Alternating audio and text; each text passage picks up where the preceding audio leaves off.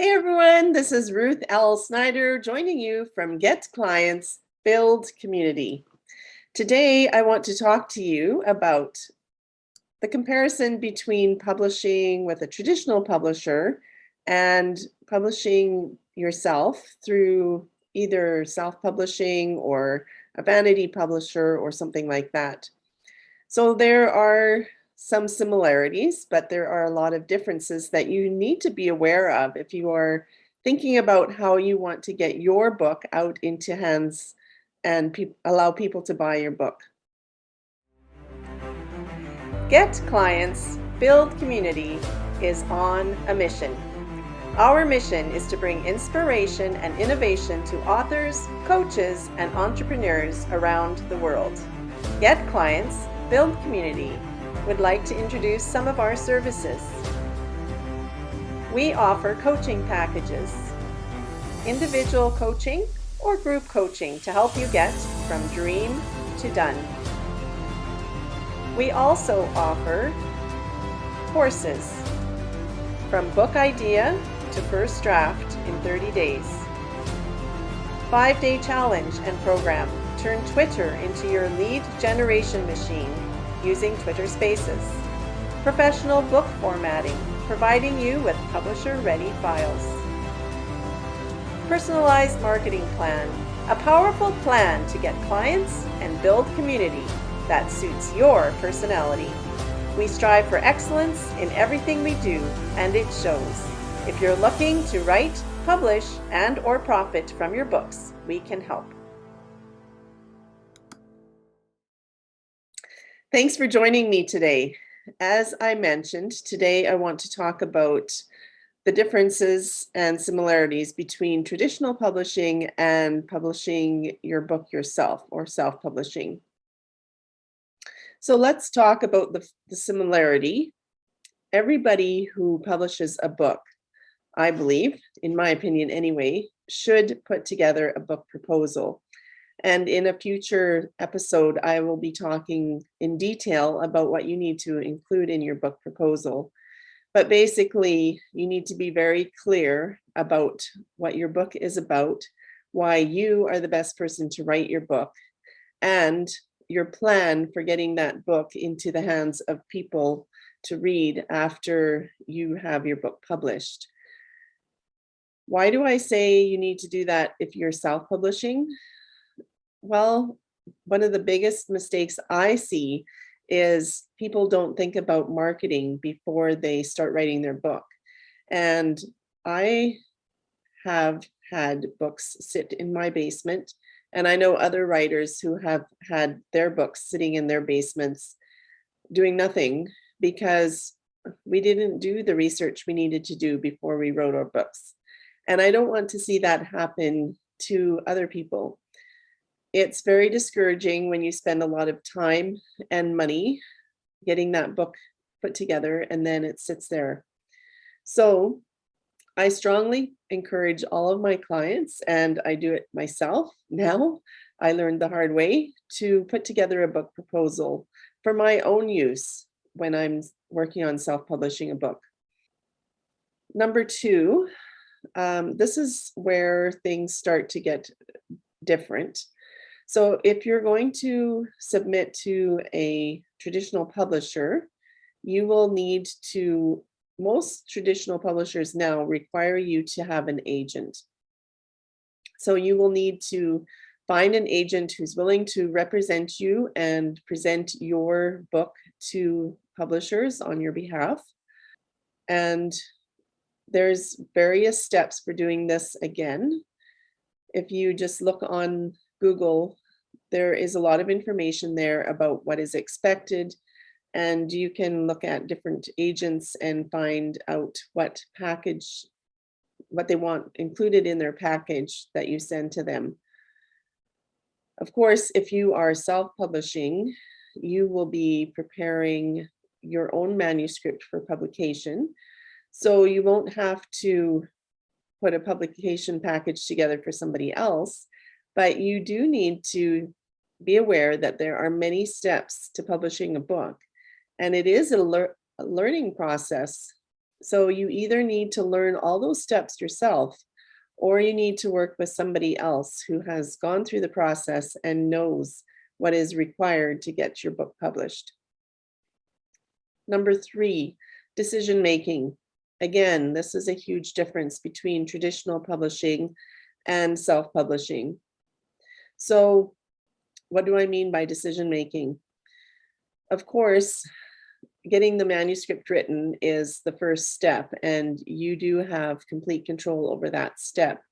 However, if you are going with a traditional publisher, they will usually choose the editors that you work with. They will choose the book cover that goes on your book. They will choose when your book is published. They will choose what formats your book is published in. So basically, once you hand off your manuscript to a traditional publisher, you can give input, but the publisher gets to make the final decisions. If you want more control over the different pieces of your book, even book titles can be changed by publishers. So if you want to have control over the book title, the book cover, who you work with as editors, the timing of your publication, and those kind of things, you need to decide what's more important to you. Are you going to do the work that's necessary to get your own book published so that you can have control over those decisions? Or are you going to hand those decision-making powers over to someone else? Number four, royalties. This is another place where there's a huge difference. If you work with a traditional publisher, you probably will only see about 10% of the sale price of your book as a royalty that comes back to you. Most people who haven't published a book before don't realize that this is such a small piece of the pie that you receive from traditional publishers. They may give you an upfront amount of money, although this is getting more rare, but the amount that you get as a royalty is basically about 10%. If you choose to self-publish, you get more money in your pocket from each sale of a book. So Amazon will give authors anywhere from 40 to 70% of the sale price of the book. So do your homework, know what your royalties will be, and make your decision based on what you are comfortable with. And then number five, marketing. Now, this may not be as different as you think it will be. It used to be that if you were traditionally published, the publisher would do most of the marketing for you, or even all of the marketing for you. That is not the case anymore. So whether you go with a traditional publisher or you are self-publishing, you need to be prepared to market your book. And of course, marketing is all about letting people know about your book, building those relationships, finding out what people need, and then approaching people that really could benefit from your book. Marketing is something that you should think about before you write your book, like I said. And in a future episode, again, I will go into more detail about the research that you need to do for your marketing. Marketing is something that you can learn. Everybody can do it, whether you are very introverted or whether you enjoy being out and about and spending time with people. There are many, many, many ways that you can market your book, and you shouldn't try to do everything, but I have found it works best if I do one thing every day to try to get my book in front of other people. So marketing is something that we will be talking about in future episodes as well. These are the similarities and differences. It's of course, a broad brushstroke between traditional publishing and publishing your own book. So I hope you have found this helpful. If you have other questions about differences or how to go about publishing, let me know, and I will make sure I cover those in future episodes. And I encourage you, you can get your book written and published and into the hands of people that need your book. So don't give up. It is a process, but you can get there. Have a great day. Thanks for joining me today. I hope that you found the content helpful. And if you want to think about next steps in your journey, I would like you to join me in a free coaching call. We can meet for 30 minutes and discuss what you found helpful and where you are feeling stuck.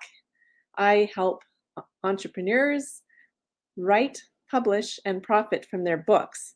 And so, if you are in any stage of that journey, whether you're just thinking about a book, or you are in the middle of writing a book, or you are publishing a book, or working on marketing your book, I would love to join you. You'll find the link below. I look forward to talking with you.